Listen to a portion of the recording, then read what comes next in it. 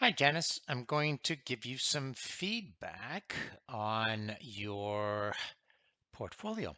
And so the first thing I noticed is you gave yourself a grade of A, and you've given yourself some reasons. I put them in point form because it's so much easier than a paragraph form. You're making point, point, point. But I encourage you to use the self assessment guide and in these particular categories because you kind of went off a little bit about some of the troubles you had and Wi-Fi and stuff like that. And I definitely sympathize with you, but it wouldn't be a reason to give a higher grade, for example, other than, you've overcome some challenge, which is great. You're putting the effort in, and that makes a big difference.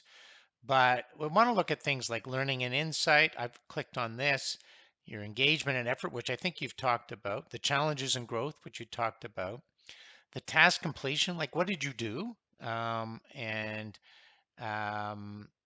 you do have some reflections here, and you don't really kind of talk about your community contributions. So in the future, try to be a little more structured in your self assessment. You could even create a prompt if you wanted to do that.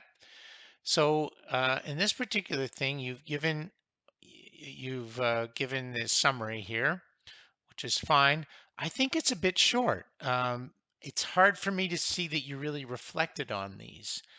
And so the answers seem to be kind of like I'm getting through this as opposed to reflecting about how I used it. I don't even think you mentioned the mapping activities, the video, those kinds of things. So it's hard to know what you did. One good suggestion I think would be to actually put your activity, what you experienced in the chat, into a Google Doc, and then have a link here so I can see your reflections. But here at this point, I can't. So this is really more like a B quality a reflection. And then you talk about your personal projects. So let's look at your reflection first.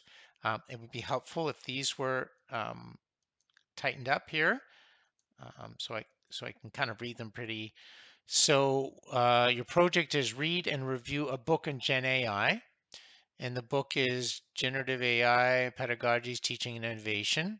Okay, which and I know that author, so I think that's interesting. I'm going to take a look at that because I do like the author. And so you've got that, but how are you going to review the book? Are you going to take some notes on it? What's your plan? Maybe that's here. So here you're choosing this book, which is good, 2024, and then that's it in 10 to 15 hours.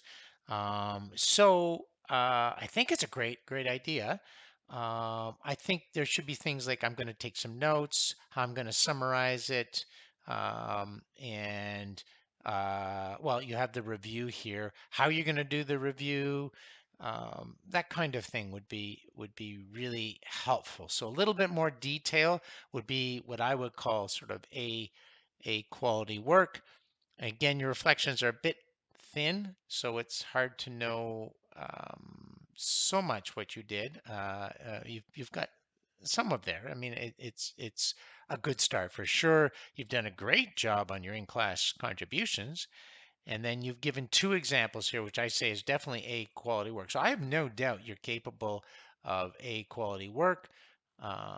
And hopefully I've given you some suggestions about how you might get there.